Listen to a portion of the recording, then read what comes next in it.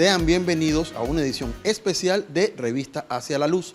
Les saluda Rainer Tuñón y nos encontramos en este momento con dos figuras muy representativas de nuestro acontecer nacional. En primera instancia, el profesor Romer Escarriola, historiador, investigador de la Universidad de Panamá, y nos acompaña también el profesor Abdel Fuentes, periodista de amplia trayectoria y además director del semanario La Universidad. El 13 de noviembre de 1918 se dio el fallecimiento de Gaspar Octavio Hernández, símbolo y emblema del periodismo nacional.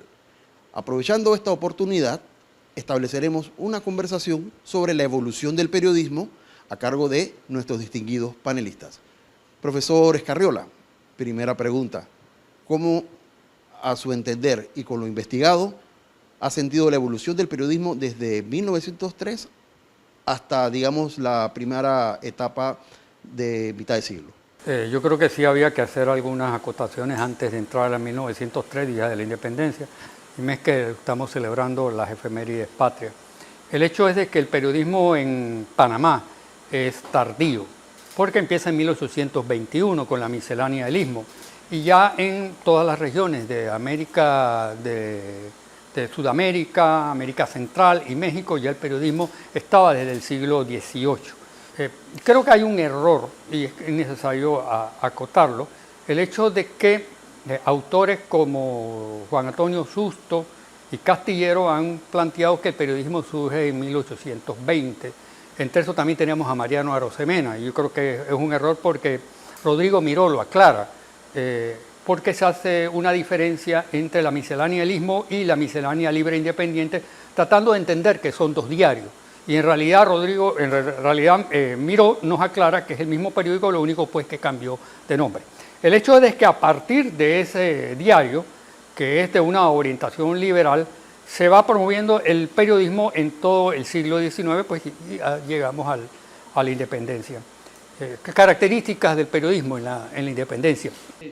En ese contexto, profesor, ¿cómo sería el conocimiento de los primeros periodistas del país? ¿Cómo eran? Es interesante la pregunta. No eran periodistas académicos, no habían hecho curso de periodismo en absolutamente nada, no conocían la tecnología, sino simplemente eran personas muy preparadas y con una formación intelectual muy grande. No solo eran periodistas, escribían novelas, escribían sonetos, escribían poemas y de una amplia cultura, a pesar de que no cursaron estudios universitarios. Tenemos el ejemplo de Gaspar Octavio Hernández, que escribe un opúsculo muy interesante que se llama Melodías del Pasado. Y esas melodías del pasado, para entender a los periodistas, hay que buscar principalmente la fuente central de qué es lo que en la sociedad influye a Gaspar Octavio Hernández. Y él muestra en Melodías del Pasado la historia de él, de su vida.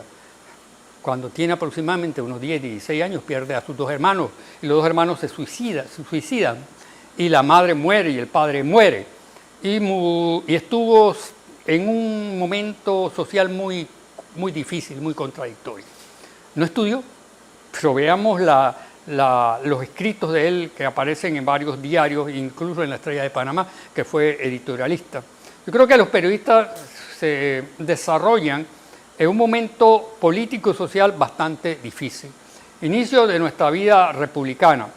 Y si nos trasladamos un poco a 1903, porque Gaspar Octavio es un poco más tardío de la independencia, encontramos a José Sacovís Mendoza, que dirigía el periódico El Lápiz. Y es un periodista muy interesante porque él participa en la batalla del Puente Caledonia, el primer asalto que logran llevar a cabo los liberales contra el ejército conservador en julio de 1900. Y fue herido. Rodolfo Aguilera, que participa en la Guerra Civil de los 1000 días, y fue el secretario privado de Victoriano Lorenzo y fue el que redactaba los comunicados de cuando Victoriano Lorenzo era miembro o general de la 7ª División en San Carlos, que fue cuando le llegan los generales liberales y conservadores para decir que la guerra civil había terminado porque se había firmado el Tratado de Paz de Wisconsin el 21 de noviembre de 1902. Academia, empirismo, es decir, el periodista a principio de nuestra historia no era caracterizado necesariamente por haber tenido estudios superiores. Profesor Fuentes, ¿qué sería en ese sentido el periodismo académico? Bueno, interesante el análisis que hace el profesor Escarriola, sobre todo en el marco precisamente de periodistas que fueron empíricos, no fueron académicos.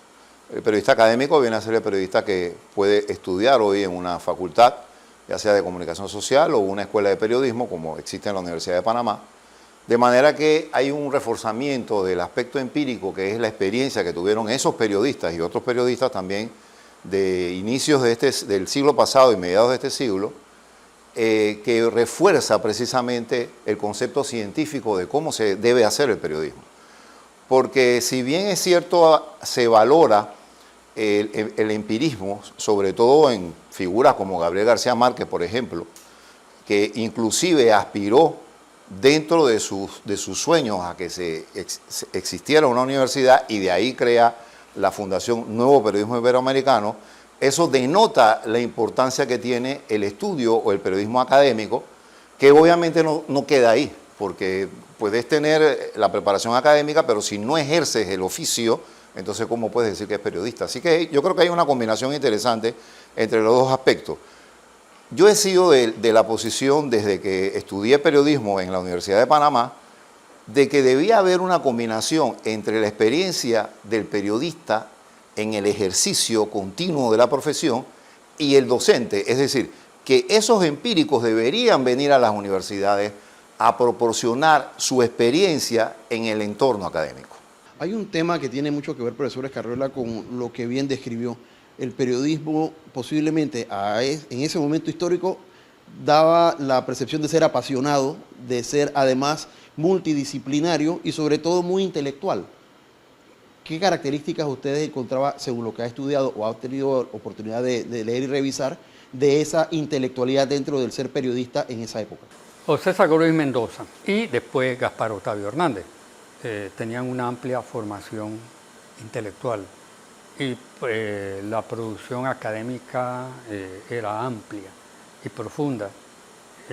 Y eso denota que eran autodidactas.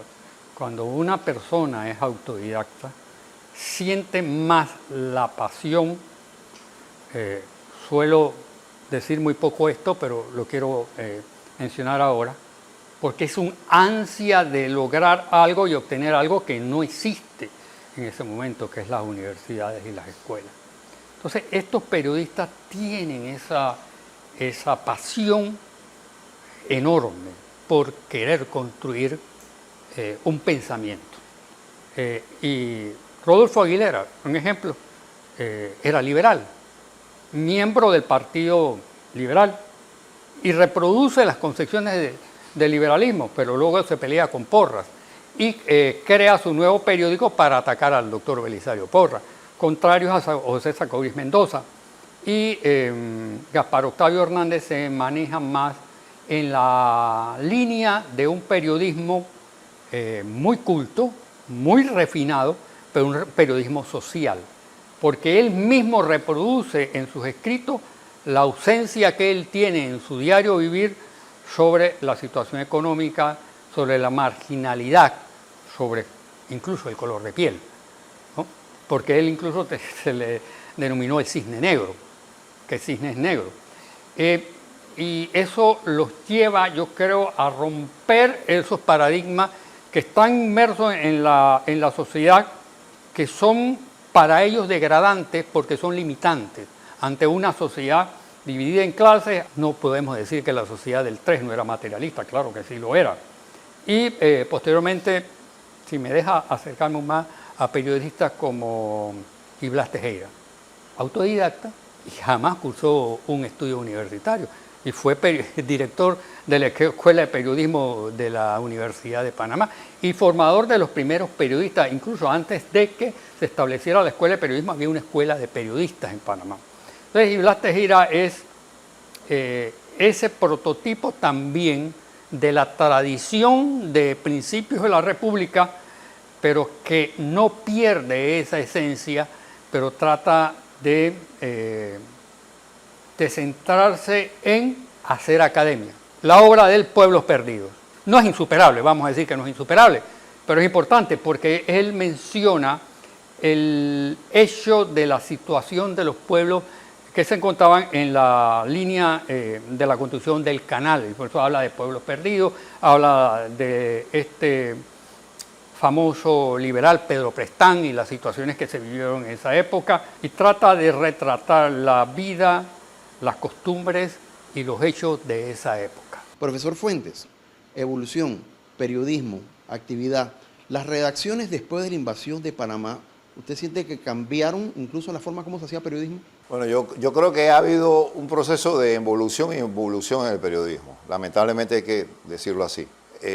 Obviamente, por ejemplo, en la década de los 70, en la década de los 80 y a finales de los 80 con la invasión a Panamá, se da ese fenómeno del periodismo que inclusive menciona el profesor, en términos de que siempre el ingrediente político forma parte de la línea editorial de los periódicos.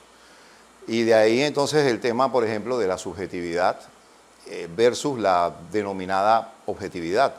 Es decir, se quiere hacer referencia a que el periodismo es objetivo y que los periodistas son objetivos cuando eso no es cierto. Los medios no son objetivos, los medios tienen una línea editorial. Y todos tenemos algún nivel de subjetividad. Y el problema no es la subjetividad del periodismo en términos de lo que estamos conversando sobre evolución o involución del periodismo, sino el tema es la responsabilidad del periodista en ser veraz. Porque una cosa es la veracidad y otra cosa es la objetividad. O sea, el periodista tiene derecho a ser subjetivo. Porque, ¿qué es la objetividad? Neutralidad. ¿Cómo puede ser un periodista neutral ante un hecho de injusticia? Bueno, sin entrar en la discusión filosófica de que la verdad es relativa y no absoluta.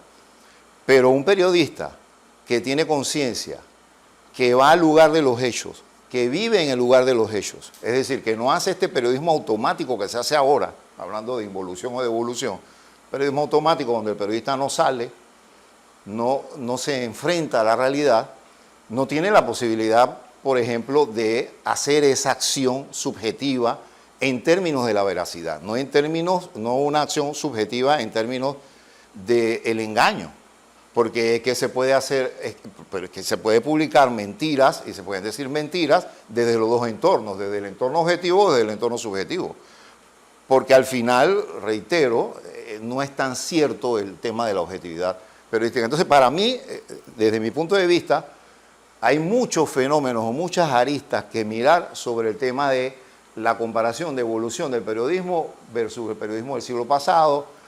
Por ejemplo, un evento evolutivo interesante es que antes los periodistas no tenían la técnica, sí eran filósofos, eran intelectuales, eran gente sabida, autodidacta, como dice el profesor, pero no tenían la técnica.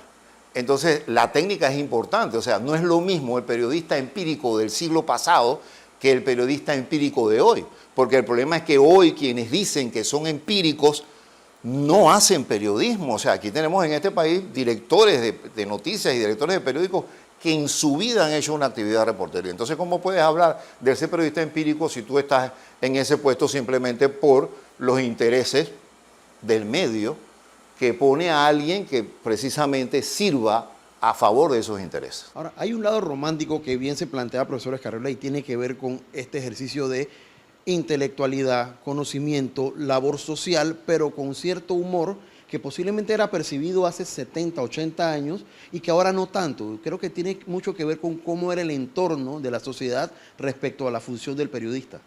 Bueno, estoy de acuerdo con lo que planteaba el profesor.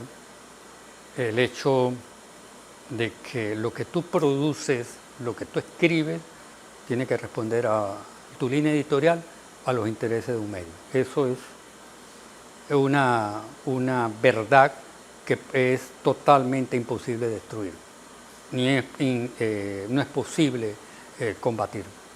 El hecho de que el periodista tiene su función, tiene que tener una función social ante todo, tiene que tener una responsabilidad frente a la realidad que está pasando en el país. Y si tú vulneras esa ley, porque no está escrita en ningún decreto, es la responsabilidad tuya de llegar al suceso y manifestar el suceso real y cómo se está dando. Ahora, eso nos lleva, profesor Fuentes, al análisis de el dueño de medio versus el periodista. Son dos conceptos completamente distintos que hasta cierto punto creo que la sociedad no termina de interpretarlo. Sí, yo me voy un poco con lo que dice el profesor Escarriola, en el sentido del el deber social del periodista. Es que el periodismo es un oficio humano, a favor de la sociedad, no en detrimento de ella. Entonces, esos valores sociales y esos valores humanísticos que debe transmitir el periodismo o el periodista forman parte precisamente del oficio, porque vivimos en un mundo sin valores, vivimos en un mundo donde la ética es un chiste, la ética es solamente una palabra bonita que algunos utilizan en sus discursos, pero que en la praxis no existe. Ahora, cuando me preguntas el tema entre el rol del dueño de medio y el rol del periodista, obviamente son, por decirlo de alguna manera, son antagónicos. Es una antítesis, en un sentido. Porque bien, ¿estamos satanizando el negocio de los medios? No. Los medios son negocios y los negocios se hacen para ganar dinero. Pero entra un poco lo que dice el profesor Escarriola, el tema social. Yo creo que ese tercer poder que eran los medios, como bien lo menciona Ignacio Ramonet, no es de mi autoría, por eso lo cito, ha quedado desplazado ese tercer poder, porque los dueños de medios, por ejemplo, antes tenían más, además del interés económico, tenían un interés y una conciencia sobre el tema social, sobre el tema político. Ahora yo no sé porque no tengo una varita para medirlo, pero sería interesante investigar sobre el tema, en donde los medios son más descarnizadamente, no solamente orientados a ganar dinero, a lucrar, sino a servir a los intereses propios y a los intereses de la clase.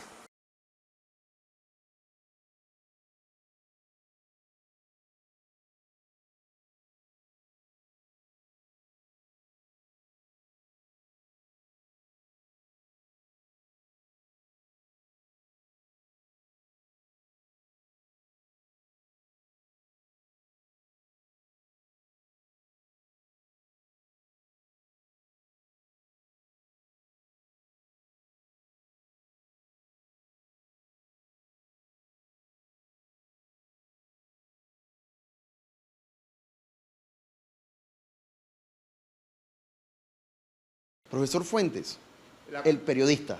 La confrontación o la diferencia entre el periodista y el dueño de medio. Bueno, hablaba un poco de esos intereses que no solamente tienen que ver con los intereses propios del empresario que es dueño de medios, sino con los intereses del sistema. Hay que mencionar también, obviamente, que el papel del periodista es totalmente diferente, o debe ser, en teoría, totalmente diferente. Yo recuerdo una vez, muchas veces he escuchado a periodistas decir: nosotros los medios de comunicación, pero es que nosotros los periodistas no somos los medios de comunicación. Es que nosotros los periodistas tampoco somos representantes de los medios de comunicación, ni tampoco somos voceros de los medios de comunicación. Los periodistas somos trabajadores de los medios de comunicación social. Y como trabajadores de los medios de comunicación social, tenemos una responsabilidad, como lo decía, social y humana. Ahora, profesor Fuentes, los periodistas también somos trabajadores de lo que entendemos que es la comunicación en sus distintas facetas. Por ejemplo, la organizacional, la estatal e incluso la académica, como lo estamos planteando en este formato. Sí, somos trabajadores de la información. Y muchos periodistas hemos tenido, debo decirlo de esa forma, hemos tenido que hacer relaciones públicas o hacer otras actividades que son muy, yo no diría tan afines, pero tienen cierta relación con el periodismo. Y eso es valorable, porque la experiencia de un periodista, por ejemplo, en una oficina institucional de información es importante por la experiencia que tiene ese periodismo. Bueno, también va a depender del periodista, ¿no? Por la experiencia que tiene ese periodismo en el campo y también por el bagaje académico que pueda tener. Eso aporta al aspecto de la información de relaciones públicas de las instituciones, porque también hay que decir que hay una deficiencia abismal, sin meterme en problemas, desde el punto de vista no solamente institucional estatal, sino también desde el punto de vista institucional privado de cómo se maneja la información. Profesor Escarriola, en esa misma línea, el rol del periodista y sus funciones a través de la historia, ¿cómo usted lo evaluaría? ¿Compromiso o no compromiso? Compromiso con la sociedad, compromiso con los sectores más vulnerables, porque tú no vas a hacer periodismo para satisfacer los intereses de la cúpula del poder, porque eso no es ser humano, no es ser una persona responsable ante la realidad social que estás viviendo. Usted mencionó que una palabra que el periodismo creo que llegó a mencionar, la invasión. Aquí estamos, bueno, no es que estamos olvidando porque no hemos llegado. Tenemos el periodismo de la post-invasión, después de la invasión. Tenemos a Mario Augusto Rodríguez, las obras que él escribió sobre los hechos de la invasión. Toda la cantidad de periodistas que han aportado a la historia, si tomáramos esas obras e hiciéramos agarráramos y como lo exprimiéramos como una naranja y le sacáramos todo ese nutriente de información, y esa es también la labor que hay que hacer. O sea, los periodistas de la época de la invasión con los periodistas de la época, le pongo un ejemplo, de la época de Remón. Remón persiguió a periodistas, encarceló a periodistas, no hubo un solo intelectual aquí en Panamá que fuera perseguido por Remón. Y después yo veo en los periódicos, cuando he ido a la hemeroteca, a decir el gran suceso y el dolor de los panameños por la muerte de Remón. Y eran los periodistas que habían sido perseguidos, que escribían sobre Remón. A mí pues, casi se me vuela la cabeza con eso. Entonces, el hecho es de que el periodista tiene, y yo eso lo recargo, una función social en lo que estamos viviendo ahora, que no voy a entrar porque usted no ha entrado. Si entra usted, yo llego. Pero el hecho es que yo he visto editoriales en periódicos, he visto, me perdonarán, yo no soy periodista, nunca lo he sido y creo que no lo seré. No porque el periodismo sea malo, sino porque uno mismo es el que hace el periodismo y crea o fantasía o realidad. O creas una visión de futuro para el panameño o creas un muro de contención de oscuridad frente al norte que debemos seguir y construir una república. Creo que hay entornos de trabajo del periodista a través de la historia. Visiblemente en 1903, 1925, el periodismo de la posguerra en la Segunda Guerra Mundial, el periodista de 1955 al 58, el trabajo del periodista después de enero del 64, saltamos entonces a 1968-72, luego la invasión, y nos encontramos una coyuntura histórica en donde el periodista también tiene una voz y un proceder dentro de lo que entendemos que es el bien común de la sociedad. Yo creo que es interesante en el entorno ese histórico que haces rápidamente, mirar, por ejemplo, la razón por la cual el 13 de noviembre en este país todavía celebramos el Día del Periodista, en ocasión precisamente de la desaparición física de Gaspar Octavio Hernández y su papel desde el punto de vista histórico.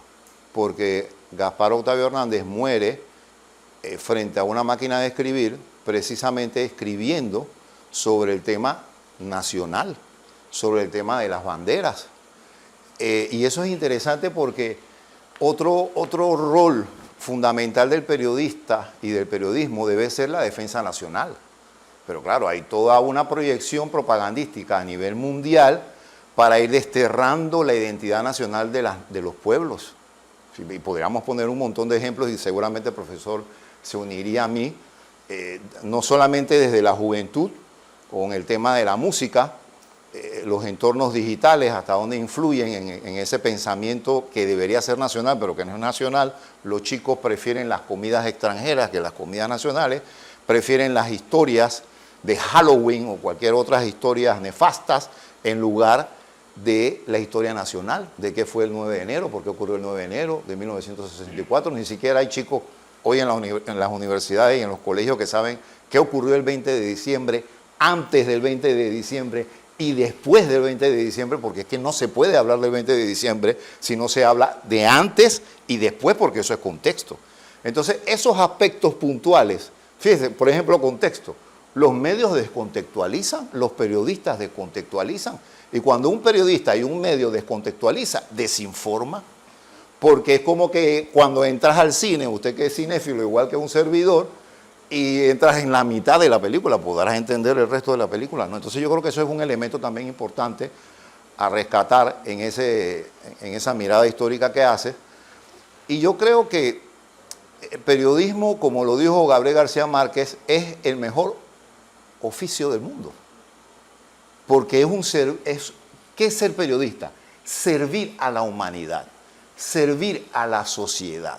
Y ese servicio implica un montón de cosas. Implica denuncia, implica educación, implica verdad, implica contexto, etcétera. Eso nos lleva entonces a 2023, profesor Escarriola. Usted ha tenido lo suficiente para contarnos, pero también creo que es un punto interesante para analizar qué está ocurriendo hoy respecto al trabajo del periodista. Ya lo manifestó el profesor. Juventud. Parto, de hecho, y quizá extraigo un poquito, pero tomando en cuenta lo que el profesor mencionó, juventud. Redes sociales, también hay que verlo, redes sociales. La juventud, y no es porque usted tenga porque sé que no lo tiene, una posición en contra de la juventud. Yo creo que el problema de la juventud panameña es que nosotros somos culpables de la situación de la juventud panameña. Mire, yo trabajo en un colegio secundario también. Y la juventud es honesta, podrán ponerle todos los epítetos que tú le quieras poner a un estudiante, pero tienes que llegarle al estudiante y humanizar al estudiante. Porque el estudiante está deshumanizado, no porque quiera estar deshumanizado, sino porque la misma sociedad lo ha deshumanizado, el mismo medio social, ¿no? La destrucción de la moralidad, de la ética, del materialismo. ¿Cuál es el valor de un estudiante ahora? El valor que le ha dado la sociedad, el sistema, ahí voy. El sistema es el que da los elementos al estudiante, los elementos del valor, la cultura y la ética.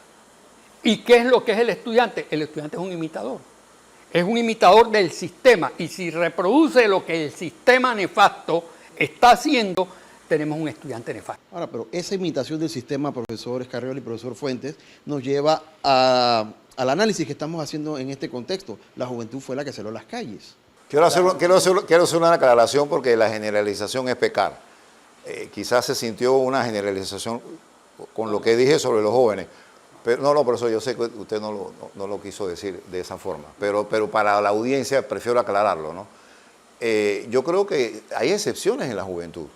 Hay excepciones. Yo vengo enseñando a jóvenes desde, bueno, no es que estés tan viejo, pero desde finales del siglo pasado. Yo no enseño a jóvenes ahora. Y obviamente hay baluartes en la juventud, hay jóvenes pensantes. Pero estoy de acuerdo con el profesor Escarriola, el problema es el sistema. El problema es que hay toda una construcción social.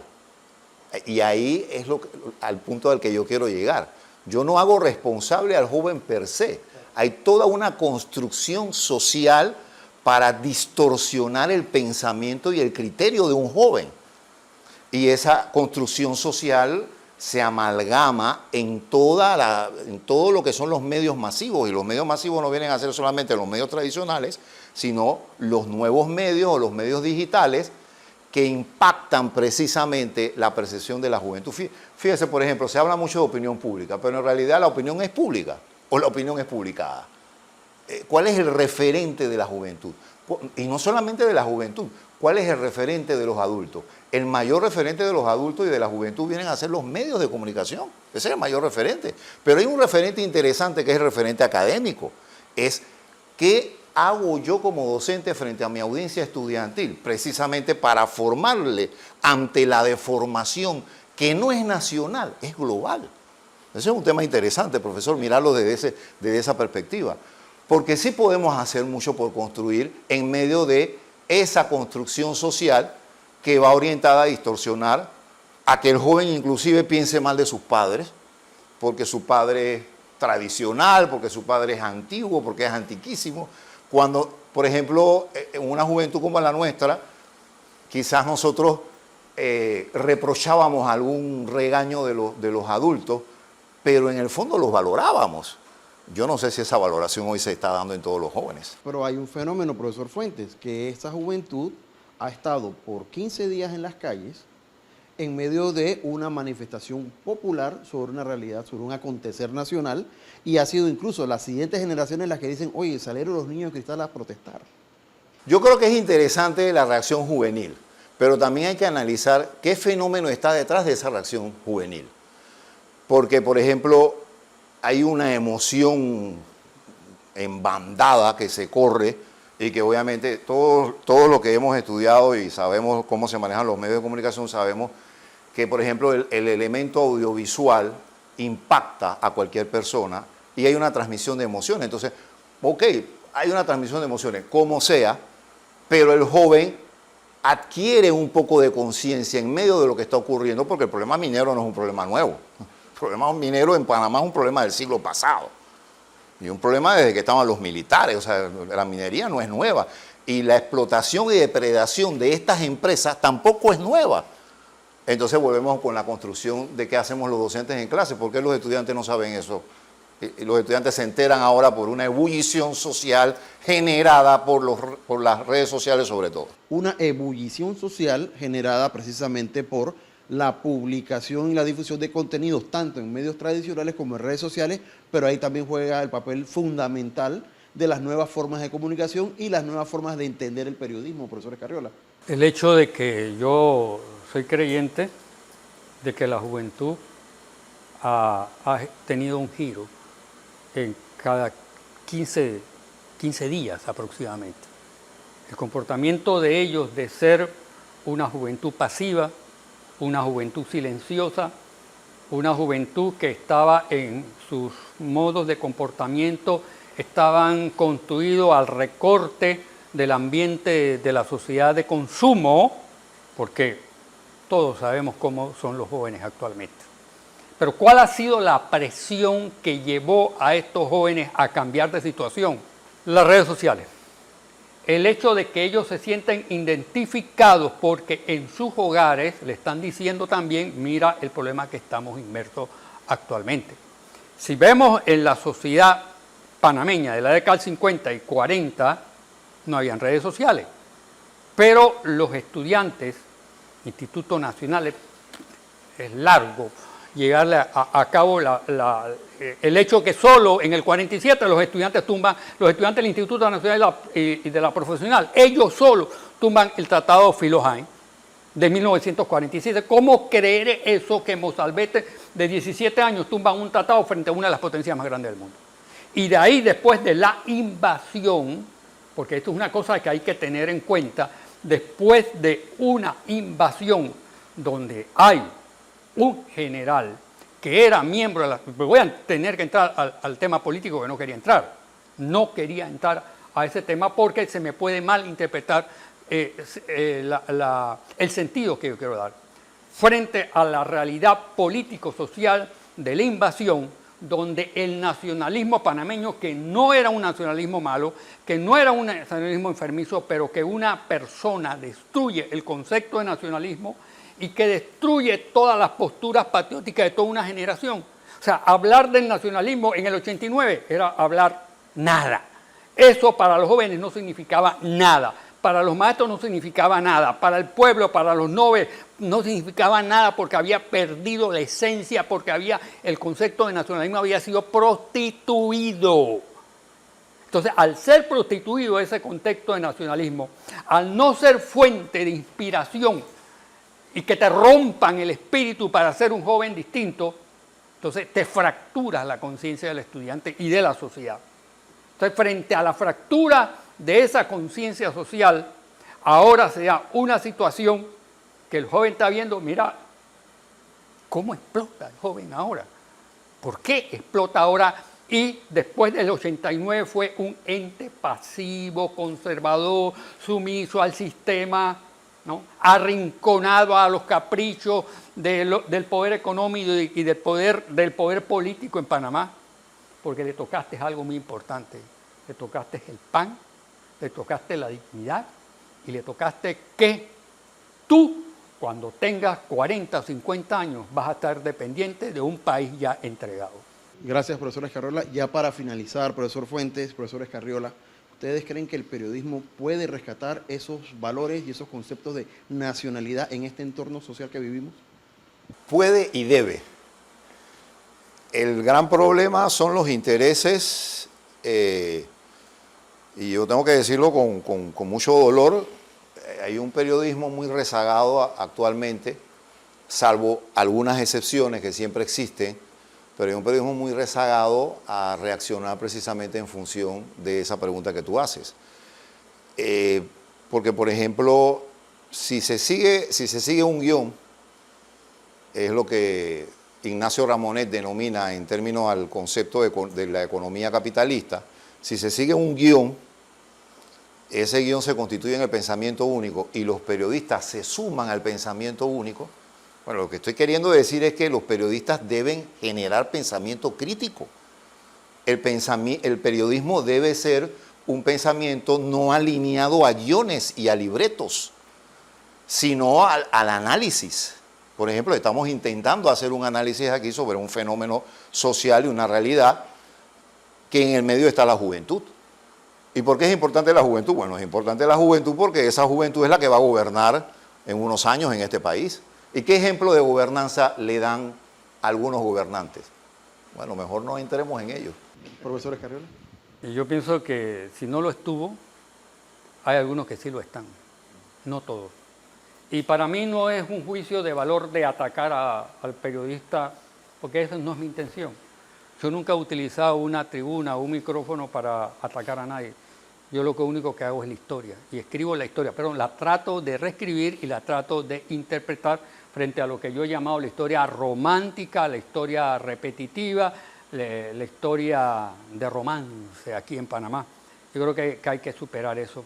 Y yo creo que es tiempo y todos tenemos que rectificar nuestro camino. Hasta los docentes tenemos que rectificar nuestro camino. Claro que lo hacemos y todas las profesiones en este país frente a una realidad social que estamos viviendo. Y yo creo que es oportuno eso. Agradecemos al profesor Rommel Escarriola, historiador, docente universitario, y al profesor Abel Fuentes, director del semanario La Universidad, su participación en este espacio de Revista Hacia la Luz. Nos vemos.